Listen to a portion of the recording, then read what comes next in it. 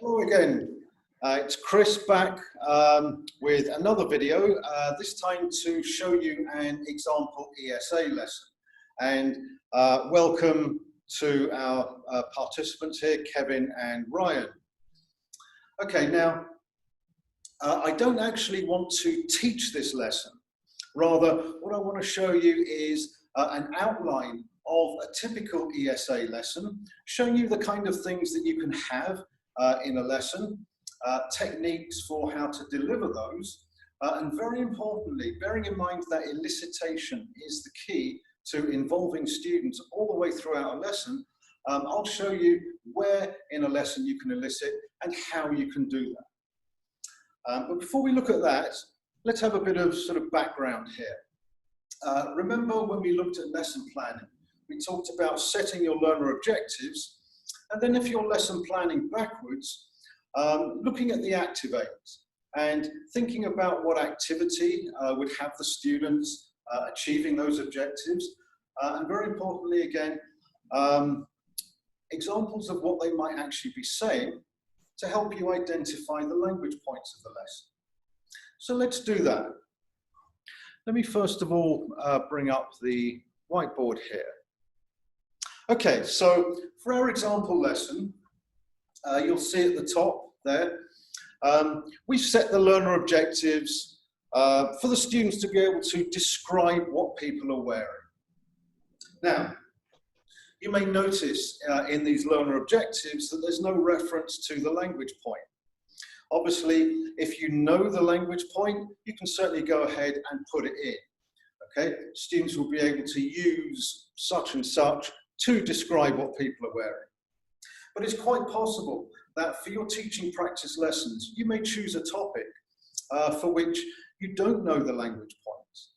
And in which case, you can just write the learner objectives like this, no reference to the language point, just in terms of communication. That's fine. But you still, of course, need to be able to identify the language point. So let's look at that. Okay, you get to describe what people are wearing. Let's think about what students might be saying to do this. Can you think of any examples?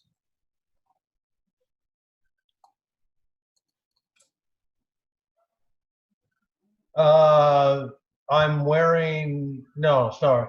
I love my new blue jeans. Okay, so yes, that would be talking about what students like or love about their clothes. But let's actually think of what they might be saying to describe what people are wearing, what they themselves are wearing, or indeed what other people are wearing. I'm wearing my blue jeans. Okay, that's a good one. I am wearing my blue jeans. Okay, good. Any other examples you can think of? My friend is wearing a hat. Okay, that's a good one. My friend is wearing a hat. Good. Let's have one more. I'm wearing white tennis shoes. I am wearing white tennis shoes. Okay, let's drag that over there. Great. Okay. So, 3 good examples here. Thanks. So, looking at these examples, what language points can you identify here? Closed vocabulary is one. Very good. Okay, so yeah, we have the vocabulary of clothes. Good. Any other language points that you could see? Present tense. Okay, great. Yes. When it comes to the grammar, we certainly have a present tense here. Do you know which one? The continuous tense, no? That's right. Yes, good. That's the present continuous tense.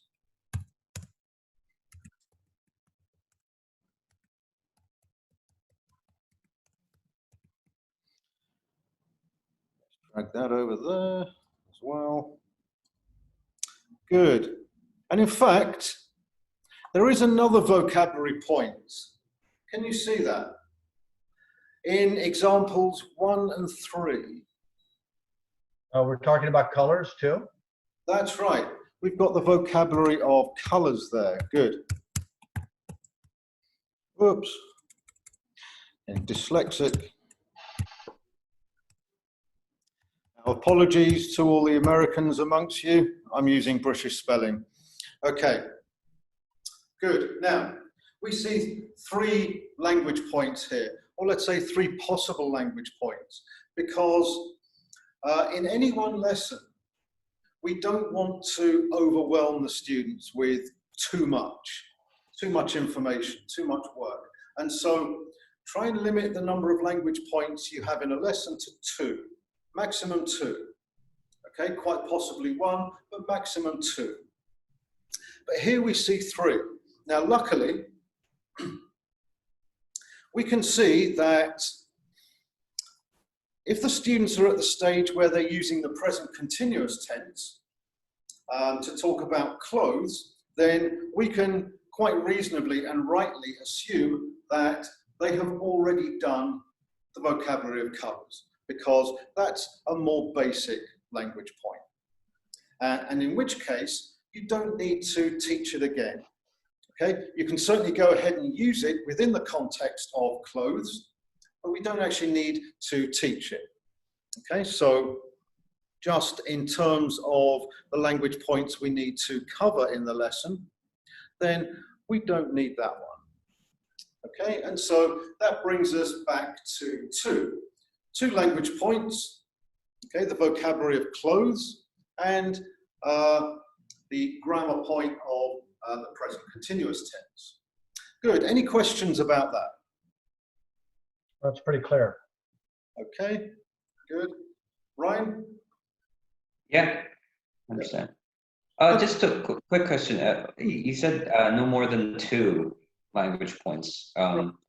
If you know, that can be helped. But are we confined to usually 1 vocab point, 1 grammar point, or can we have 2 grammar points? Something along those lines. Okay, good question. Yes, no, it doesn't have to be 1 vocab and 1 grammar. You could certainly have 2 vocabulary points, or indeed 2 related grammar points. And an example of that might be if you're talking about family, for example. Talking about family would use the present simple tense and would also use possessives. Okay, so there are 2 related grammar points. You could certainly have that. Okay, so no, it doesn't have to be 1 vocab and 1 grammar. Okay, good. Okay. Any other questions? Okay then, so that's the sort of background information we need for our lesson. So let's now turn to that lesson itself.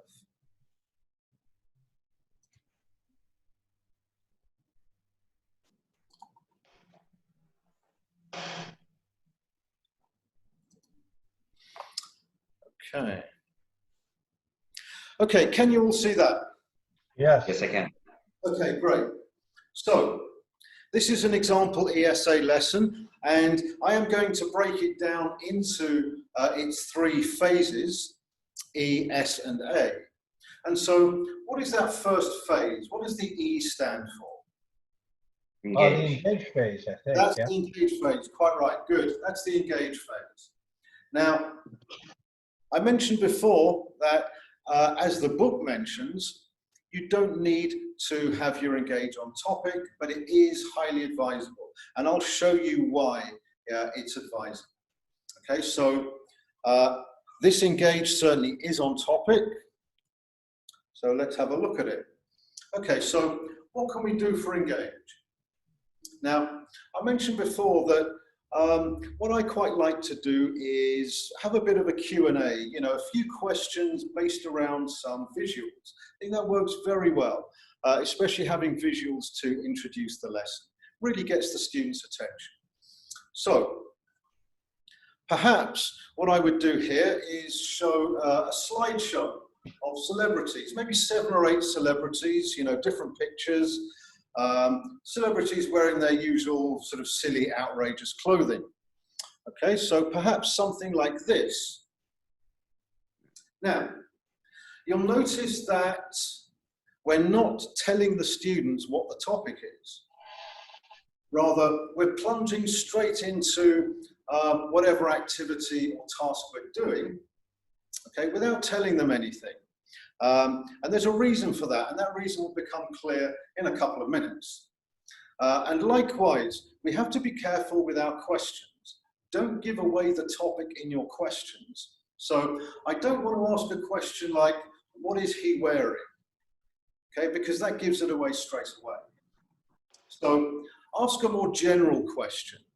Perhaps something like, what do you see here? Okay, now, in an example like this, it has to be said that if the students recognize that celebrity, then of course they're going to shout out the name. They'll all say, this is Johnny Depp. Okay, great, it is Johnny Depp. Okay, obviously that's not what we're looking for, but they are right. Okay, so acknowledge that answer, good, it is Johnny Depp, and perhaps prompt them along. Okay, and I mentioned before about elicitation. Remember the definition in your book of what elicitation is. Okay, elicitation is techniques used by the teacher to get students to respond. And so asking a question like this is a classic example of elicitation. And in fact, that's what your engage, whatever it is you do for engage, that's what your engage should be all about, elicitation. But as I said, you may not quite get the answer you're looking for. This is very common with elicitation. You won't always get what you're looking for. Sometimes students will give you an incorrect answer. Sometimes they'll give you a partially correct answer. All of that's okay. Okay, but rather than just give them the answer yourself, prompt them. Okay, by prompting them, that's further elicitation. Okay, so if you ask, what do you see here? And they say Johnny Depp. Okay, perhaps ask something like, what else can you see? And so it's important to have a picture that just shows what you're looking for.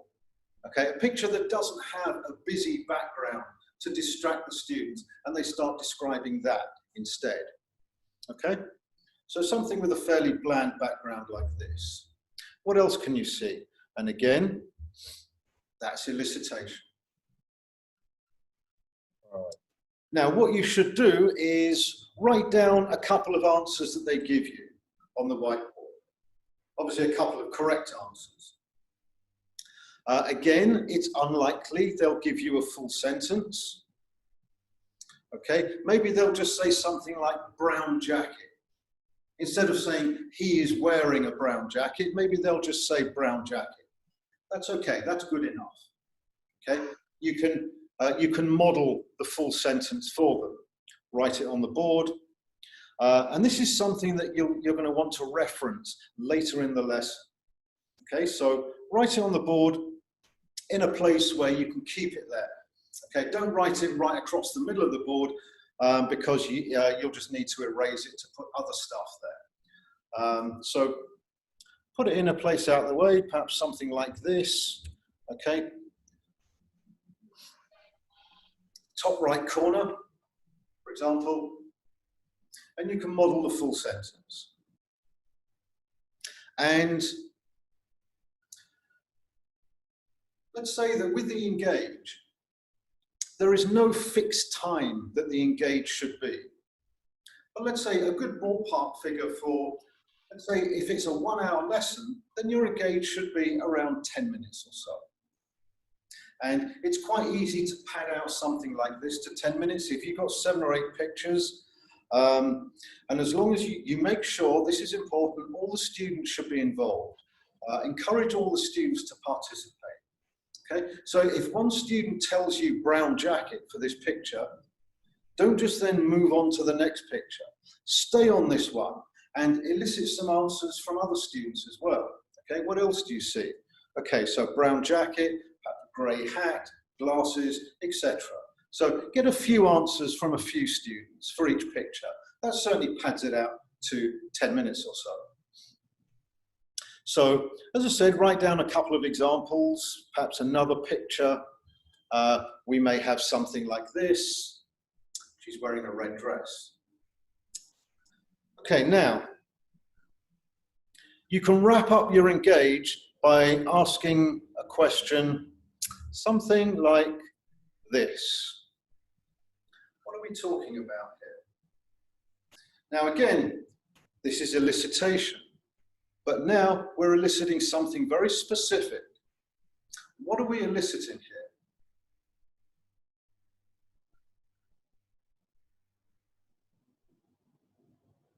here? We're having them summarize the topic of the lesson.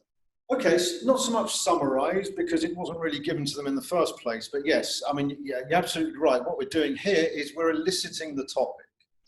Okay, this is far more powerful for them to do it this way, rather than giving them the topic at the beginning. As I say, we want to avoid that. Go through your engage, and by the time they get to the end, hopefully they have seen the pattern or seen the connection, and so they're able to give you the topic.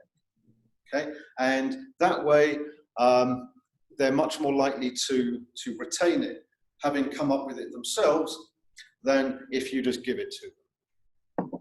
Right. Okay, so that's the engage done. Any questions about that? That was pretty clear. Thank you. Okay, great.